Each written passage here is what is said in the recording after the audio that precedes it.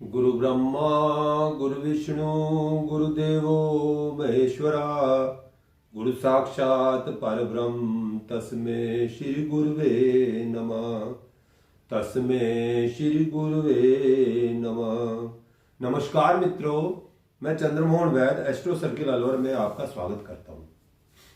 मित्रों, राशियों के वार्षिक फलादेश के क्रम में आज अपन बात कर रहे हैं राशियों में 5वें नंबर की राशि सिंह राशि के बारे में कि सिंह राशि के जातकों के लिए वर्ष 2024 कैसा रहने वाला है, कौन सा ग्रह उनको फायदा पहुंचाने वाला है, कौन से ग्रह के लिए उनको सतर्क रहने की जरूरत है, उनके जो है कि स्वास्थ्य कैसा रहेगा, उनका धन संबंधी जो है कि साल कैसा रहने वाला है, शिक्षा कैसी रहने वाली है, नौकरी कैसे रहने वाली है, कोई प्रॉपर्टी खरीदना चाहते हैं उसके लिए कैसा है, कोई वाहन खरीदना चाहते हैं उसके लिए कैसा रहेगा, प्रेम संबंध कैसे रहेंगे, विवाह संबंध कैसे रहेंगे, तो ये सारी चीजों के बारे में अपन आज चर्चा करेंगे।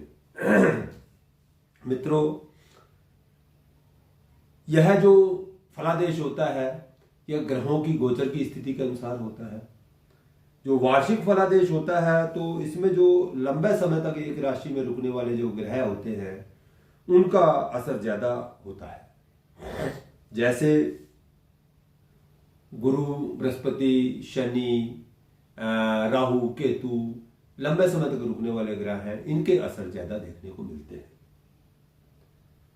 तो यह जो गोचर के अनुसार फलादेश होता है, पहले भी अपन चर्चा करते रहते हैं कि जिनको अपनी जन्म डेट का पता है, जन्म कुंडली का पता है, तो वो इसे अपनी जन्म राशि जो है चंद्र राशि के अनुसार समझ सकते हैं, लगन राशि के अनुसार समझ सकते हैं।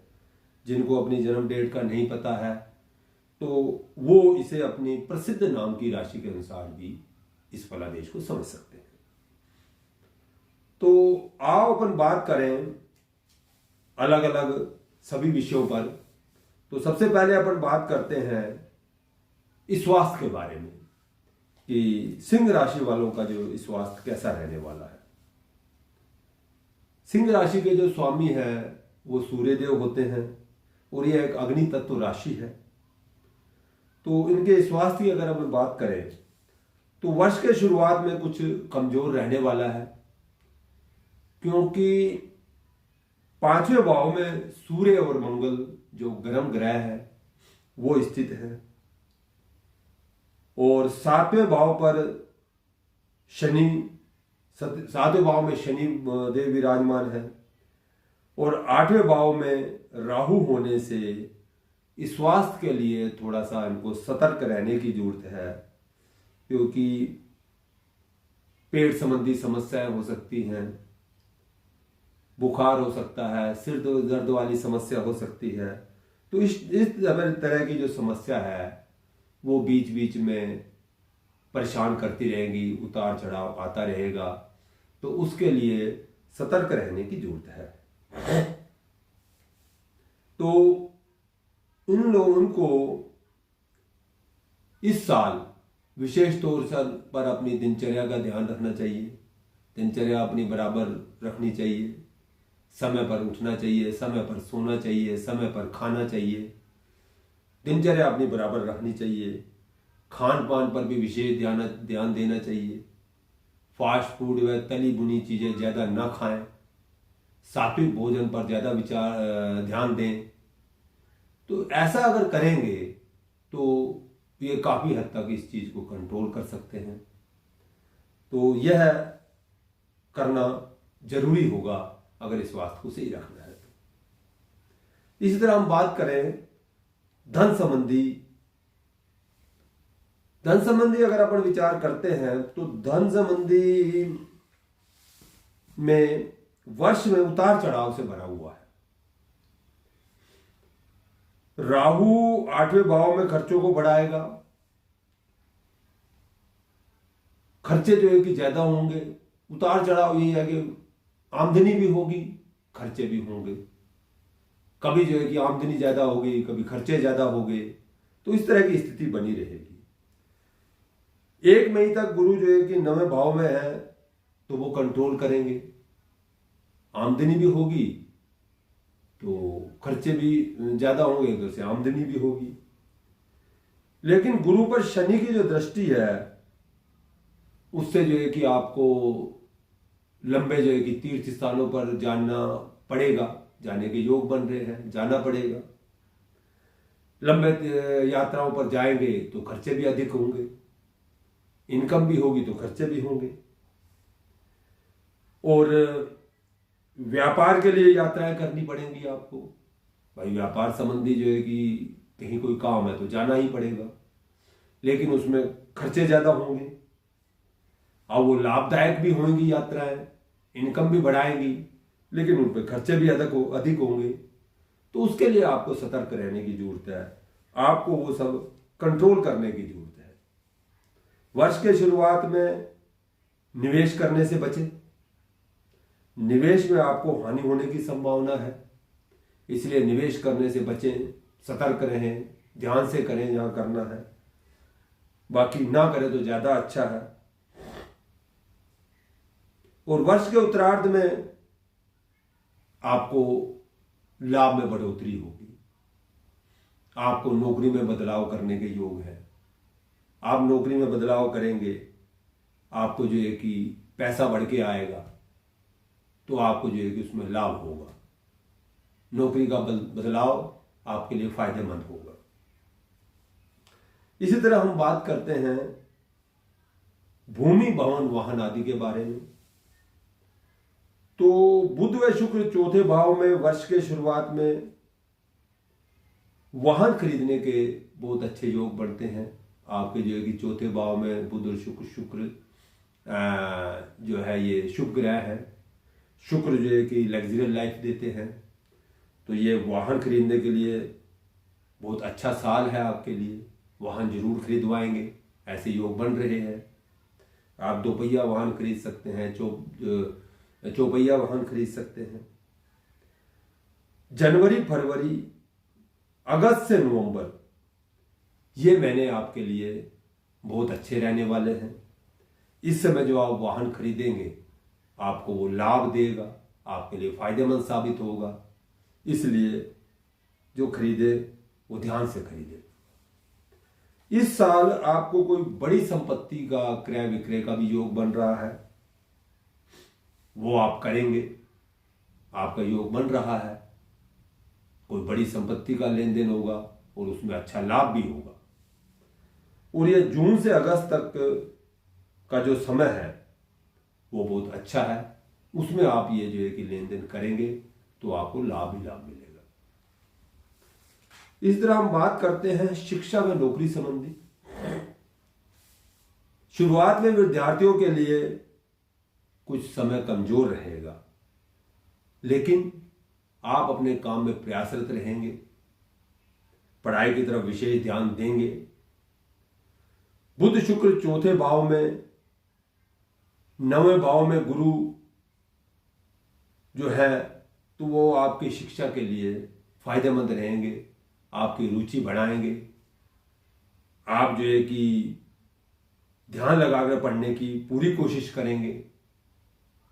लेकिन सूर्य मंगल पांचवें भाव में और चौथे भाव पर शनि की दृष्टि जो है वो थोड़ा व्यवधान पैदा करेगी। वो आपकी एकाग्रता को भंग करने की कोशिश करेंगे, लेकिन आप जो है कि फिर भी अपनी कोशिश में लगातार कामयाब रहेंगे। आप जो है कि पढ़ाई की तरफ ध्यान देंगे, पढ़ाई में जो है कि नए नए तरीके खोजेंगे कैसे पढ़ाई की जाए, और आप जो है कि पढ़ाई अच्छी कर पाएंगे। हालांकि ग्रहों का जो गोचर है आपके पक्ष में अप्रैल के बाद स्थिति परिस्थितियों को अनुकूल कर देगा। आप अच्छी पढ़ाई पाने में पूरे सक्षम होंगे। प्रतियोगी परीक्षाओं के लिए फरवरी से मार्च तक बहुत अच्छा समय है। यहां पर आप कोई भी प्रतियोगी परीक्षा की तैयारी कर रहे हैं, कोई प्रतियोगी परीक्षा आप दी है आपने, तो उसका आपको अच्छा रिजल्ट मिलने वाला है। अगस्त से नवंबर भी आपको अच्छा परिणाम देगा। इसमें भी जो है कि आपको पॉजिटिव रिजल्ट मिलने वाले हैं। और वर्ष के पूर्वार्ध में उच्च शिक्षा के लिए बहुत अच्छा समय है। अगस्त के बाद आप विदेश जाकर भी अपनी पढ़ाई कर सकते हैं, ऐसा योग बन रहा है और वो आपके अनुकूल रहने वाला है। उससे आपको फायदा मिलेगा, आप अच्छी पढ़ाई कर पाएंगे। दशम से दशम भाव में शनिदेव विराजमान है, तो यह नौकरी के लिए आपका अच्छा रहेगा। आपकी नौकरी में यह मजबूती लाएगा, आपकी नौकरी में प्रगाढ़ता लाएगा। और बुध शुक्र का शुरुआत में 10वें भाव पर जो प्रभाव है वो भी आपकी नौकरी के लिए फायदेमंद होगा। आपका नौकरी में सामंजस्य अच्छा बनेगा, आपकी जो है कि बात मानी जाएगी, आपके जो है कि जो ऑफिसर्स हैं वो आपकी बात को मानेंगे, जो आपके किलिंग है वो आपकी बात को मानेंगे। तो मतलब नौकरी के लिए आपके लिए समय बहुत अच्छा है। 1 मई तक गुरु 9वें भाव में जो बैठे हैं तो यह नौकरी में बदलाव के योग बताते हैं। आप सरकारी नौकरी में हैं तो आपका ट्रांसफर हो सकता है। आप जो है कि प्राइवेट नौकरी में हैं, आप नौकरी बदलना चाह रहे हैं तो आप जरूर नौकरी बदलेंगे और वो आपके लिए फायदेमंद भी साबित होगी, वो आपको लाभ देगी। तो नौकरी के लिए देखा जाए तो समय ये साल आपका काफी अच्छा नजर आ रहा है। बात करते हैं प्रेम संबंधों की व विवाह की। तो प्रेम संबंधों में शुरुआतों में 5वें भाव में सूर्य मंगल थोड़ी जो है कि रिश्तों में गर्मी दिखाएंगे। जिनसे आपके प्रेम संबंध चल रहे हैं तो बात बात पर मन मुटाव वाली पोजीशन बनेगी। कुछ जो है कि दिक्कतें आएंगी लेकिन बाद में शुक्र और बुध 5वें भाव में आने से प्रेम संबंधों में प्रगाढ़ता बढ़ेगी। जो मनमुटाव चल रहे थे, दूरियां चल रही थी, उनमें नजदीकियां आएंगी। जो कोई गलतफहमियां थी वो दूर होएंगी। गुरु की 5वें भाव पर दृष्टि यह भी प्रेम संबंधों के लिए फायदेमंद नजर आएगी। इससे प्रेम संबंध आपके बढ़ेंगे। सितंबर के बाद समय आपका ज्यादा अनुकूल रहेगा। उसके बाद आप अपने प्रेम संबंधों को आगे बढ़ा पाएंगे, उनको कुछ नया नाम दे पाएंगे। शनि की पूरे साल 7वें भाव में जो बने रहेंगे ये, तो वो आपके रिश्तों में मजबूती बनाएंगे और आपके रिश्ते मजबूत होंगे। जो वैवाहिक जोड़े हैं उनके जो है कि रिश्तों में मजबूती आएगी शनिदेव की वजह से। राहु 8वें भाव में ससुराल पक्ष के साथ मिले जुले परिणाम देने वाले हैं। कभी ससुराल पक्ष वालों के साथ प्रेम भाव बढ़ेगा, कभी जो है कि दूरियां बढ़ेंगी। तो जो है कि राहु जो है वो मिले जुले जो है कि फल देने वाले हैं। कुछ ऐसी बातें आएंगी कि आप जो है कि ससुराल वालों से कभी नाराज हो जाएंगे, कभी जो है कि आप ससुराल वालों से खुश हो जाएंगे। तो राहु देव भ्रम वाली स्थिति पैदा करते हैं, वो चलती रहेगी। फरवरी से जून तक मंगल 7वें व 8वें भाव में रहने वाले हैं। तो यहां पर जो वैवाहिक जोड़े हैं उनको थोड़ा सतर्क रहना है। गर्मी आ सकती है, कड़वाहट आ सकती है, लेकिन आपको उनको कंट्रोल करना है, उनको सहज स्वभाव से संभाल के रखना है, जिससे आपको वैवाहिक सुख प्राप्त होता रहे। ये था कुछ सिंह राशि वालों के लिए फलादेश। मित्रों, आपको अगर हमारा ये प्रोग्राम अच्छा लगता है तो आप हमारे चैनल एस्ट्रो सर्किल को लाइक करें, सब्सक्राइब करें, जिससे हमारा मनोबल बढ़ता रहे और हम आपके लिए समय समय पर अच्छी अच्छी ज्योतिष जानकारियाँ लेके हाजिर होते हैं। जय भोलेनाथ।